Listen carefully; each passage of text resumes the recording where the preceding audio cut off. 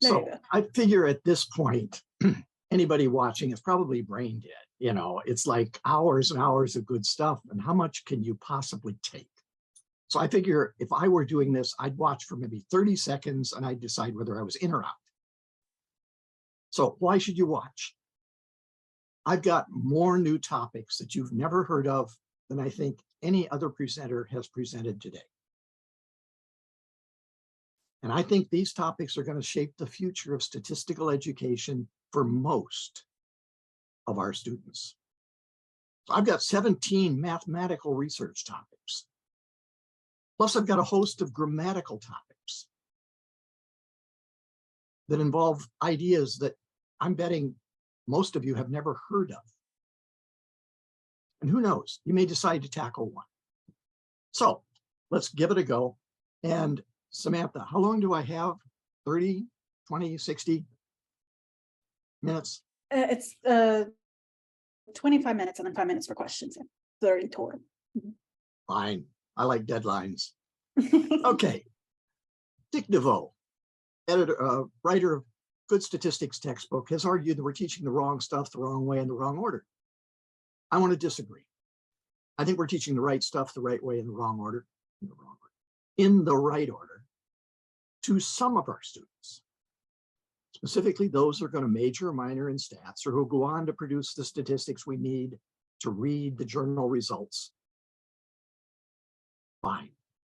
But to repeat, DeVoe argued that we're teaching the wrong stuff in the wrong way in the wrong order, and I agree. We're doing this to most of our students, specifically the students in the non-quantitative majors, the majors that don't require a specific math course, or to the students in the professions or social sciences who just need to read and evaluate and communicate the everyday statistics that they run into. They will probably never see a p-value in their lifetime.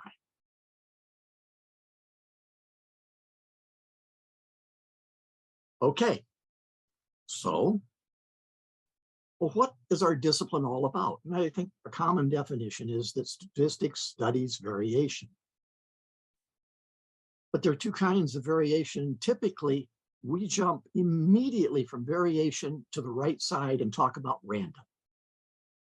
Margin of error, confidence intervals, hypothesis, statistical significance, inference. That's the intro course.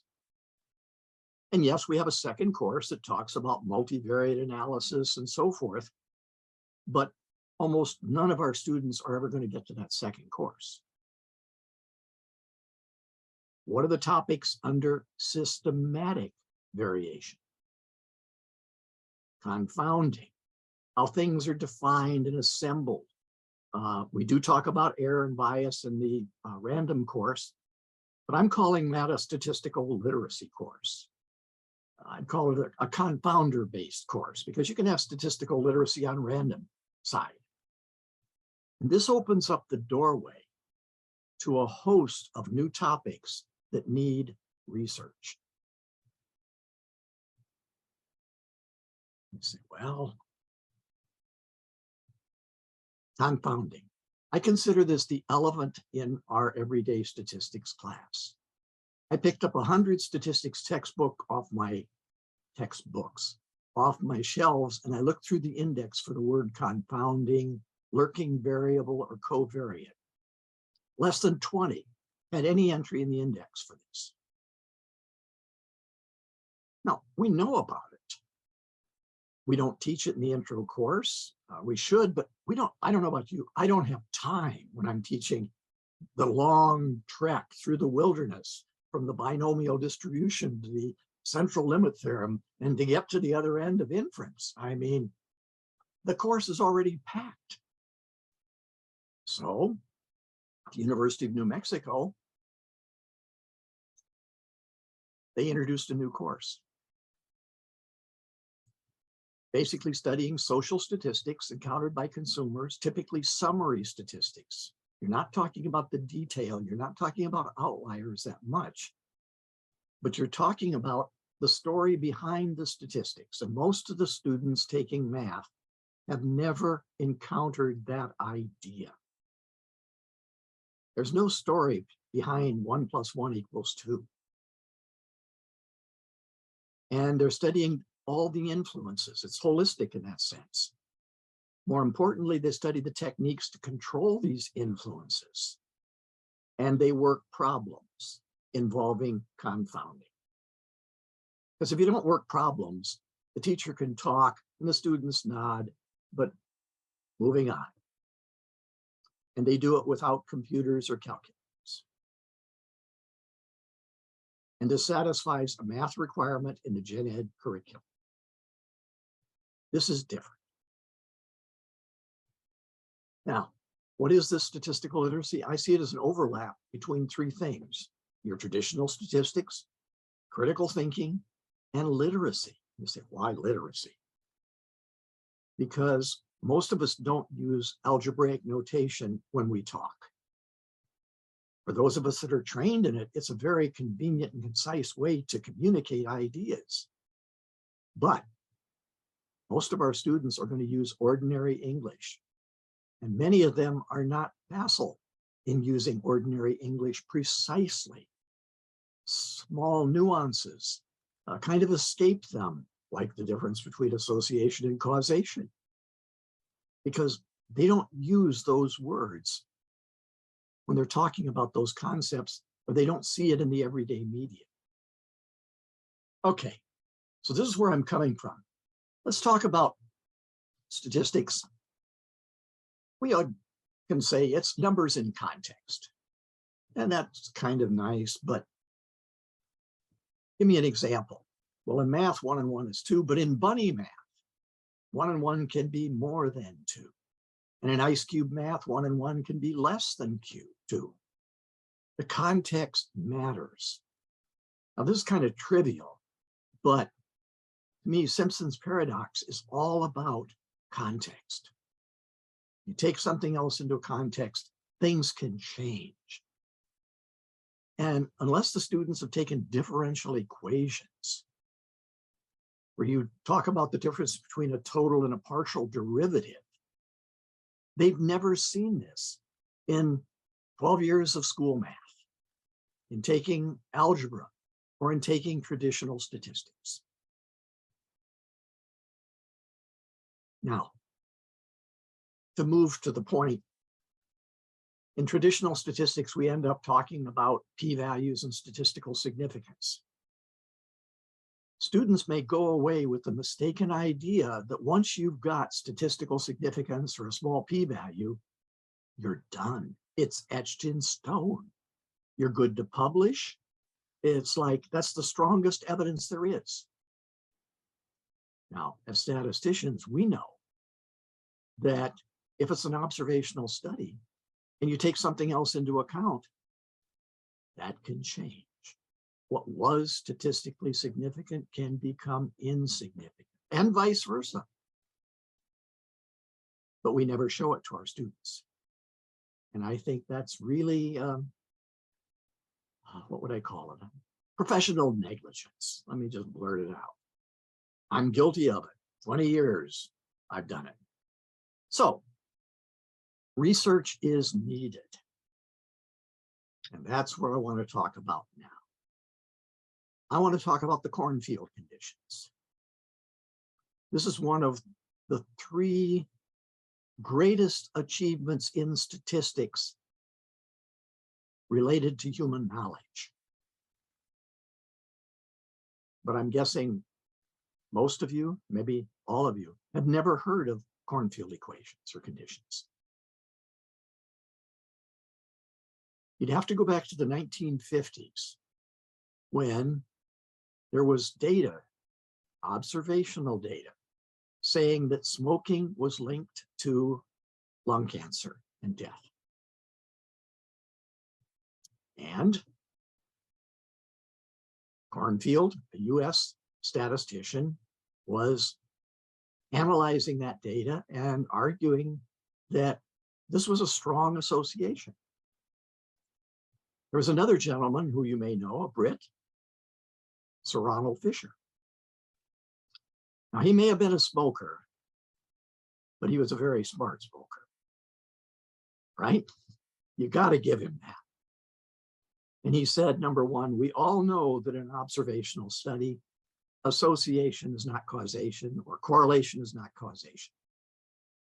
Now, when the world's leading statistician, and he was number one by anybody's standards, reminds us of something we all accept, and he produced data. He produced data from a German twin study showing that fraternal twins had a different smoking preference than fraternal twins. Are you going to reply?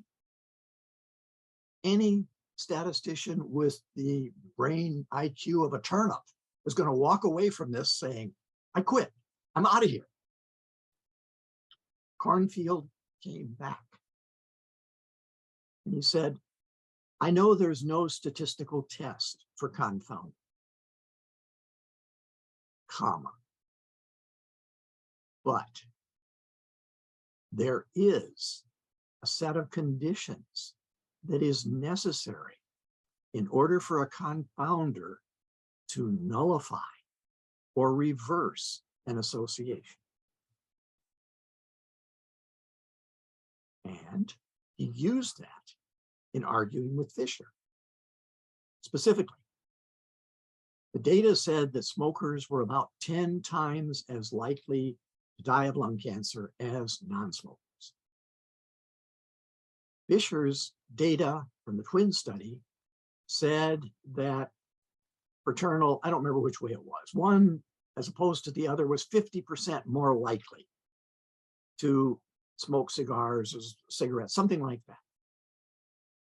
Cornfield said, using my conditions, if a genetic condition is going to nullify or reverse this association, it has to be bigger. I got a factor of 10. What do you have? 50% more, a factor of 1.5. I win. Fisher never replied. Didn't mean he agreed, he just never replied. And on the basis of that, and a lot of additional data, dose response data, looking for other alternates, nothing came up with that kind of power that could nullify, much less reverse, the association that they saw between smoking and cancer. And that's what I think, to me, these necessary conditions are one of the three greatest contributions of statistics to human knowledge. Because otherwise, when you introduce students to, statistics and statistical associations, and you show that they can be influenced by what you take into account, you may inadvertently create cynics. It happened to one of my students. He said, well, you've convinced me I'll never trust another association based on observational data. A butterfly flapping its wings in the South Pacific could cause the association to turn tomorrow. And I thought, that's not what I want. I don't want to create romanticists that just believe everything they see. I don't want to create cynics that disbelieve everything they see. I want critical thinkers. And I tended to talk and heard about the cornfield condition. And yes. Now, Cornfield came up with one, another person came up with another, but I've come up with three. And I'm saying, these haven't been validated by anybody. Most people don't even know they exist. And I see these as being where I want to go in talking about research topics. And I'll hit another one. We all know that when you talk about the p-value, that's not the chance the null is false. But that's where our students go, because that's what they want to know, right? What's the chance the alternate is true? What's the chance the null is false? And if you can't tell me that, what good is it? Well, we kind of skirt around that one.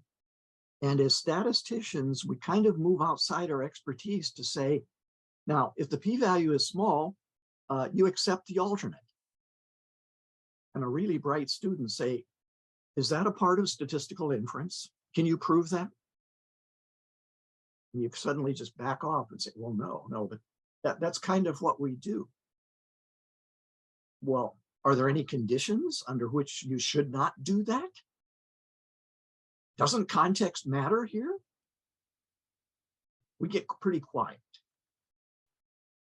And I'm saying, as a Bayesian, you can talk about the chance the research hypothesis is true. Now, I gave this talk at University of Nottingham.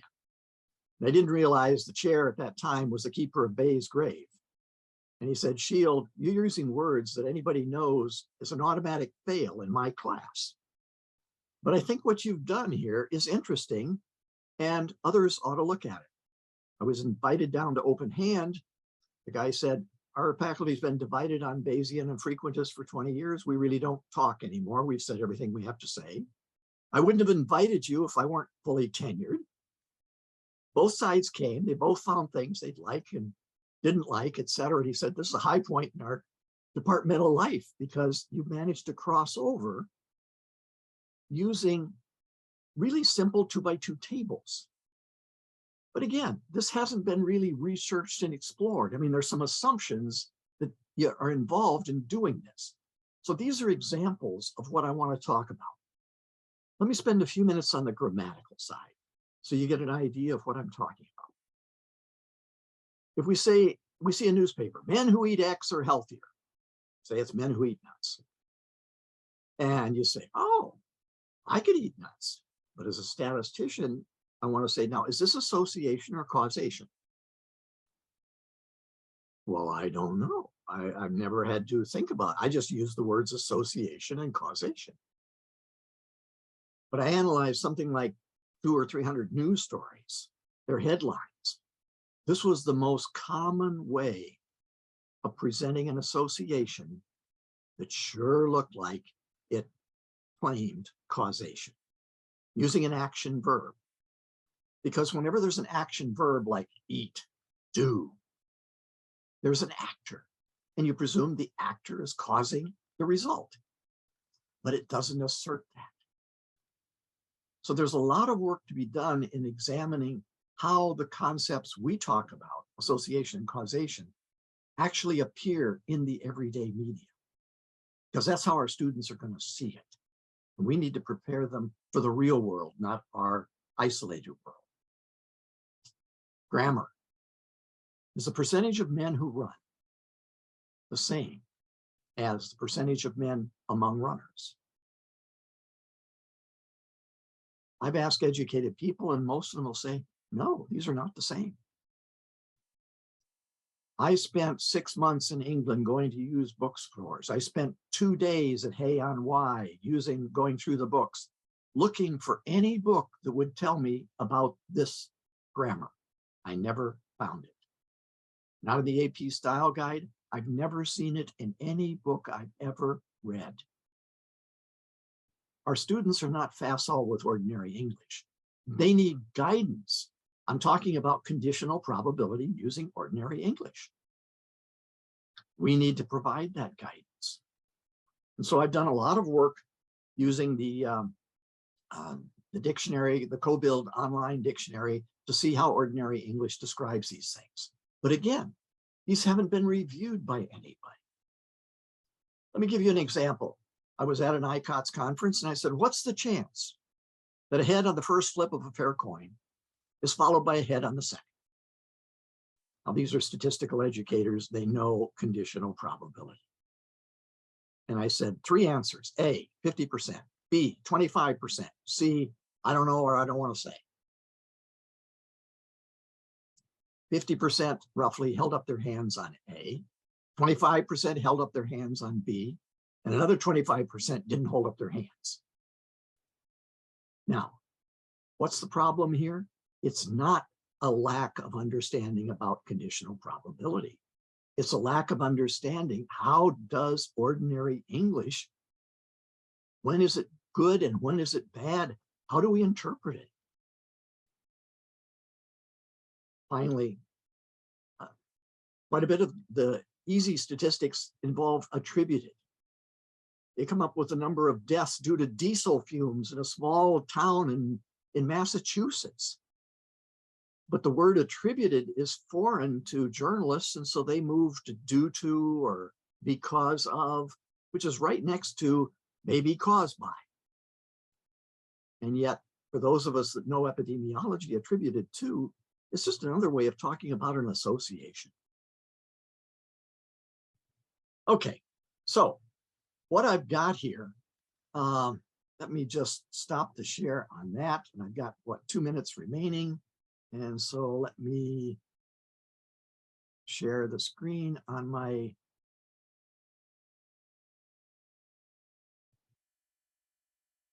what? I don't want to buy now. Oh no. Okay, so what I've got here are a bunch of topics. How would you validate the cornfield conditions? And I've got some papers where I've tried to work at it, but these haven't been peer reviewed. I'm a theoretician. I come up with ideas. I don't have time to do all this. And so it gives a place for a person to start if you want to try and see what conditions are necessary or sufficient to nullify or reverse an observed association. Or if we want to talk about the Bayesian approach to frequentist testing, under what conditions does statistical significance, p less than 0.05, mean that the probability the alternate is true is 95% or greater? Here's some papers. That's where you go to get started. Causal heterogeneity, it's a mouthful. Can random assignment fail to control for causally related heterogeneity? Yes, it can. Here's a paper on it. Here's another one. Epidemiologists don't use correlation. They don't even use the correlation that applies to 2x2 tables. Here's a paper that argues why they don't use it and why they use relative risk, because relative risk is related to a standard type of correlation coefficient. Okay. What? 2 minutes, I guess? Let's talk about the log normal, which I think is a really important distribution. Our students need to be exposed to asymmetric distributions. And if they're going to talk about income disparities, the log normal is where they're at. And I'm arguing that the shape of the log normal is totally determined by the mean median ratio. It's the simplest way to talk about, to compare disparities in groups, is just to compare their mean median ratios.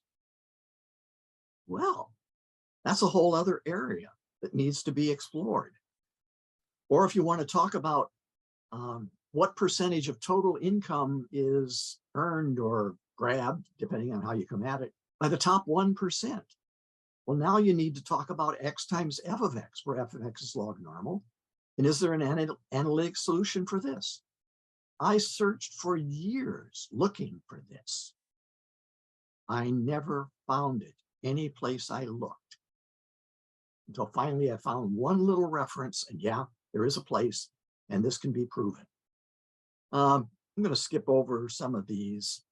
When I was working for an insurance company, we had to work with normal frequency and log normal severity, and I wanted the product. There's no analytic solution for this. But it can, and so we did it by simulation, just repeat type randomization. But you can model it as a product of 2 log normals. Talk about the law of varied large numbers. If an event has 1 chance in n, and you do it in n tries, you want to say, not that that's what's expected, that's easy.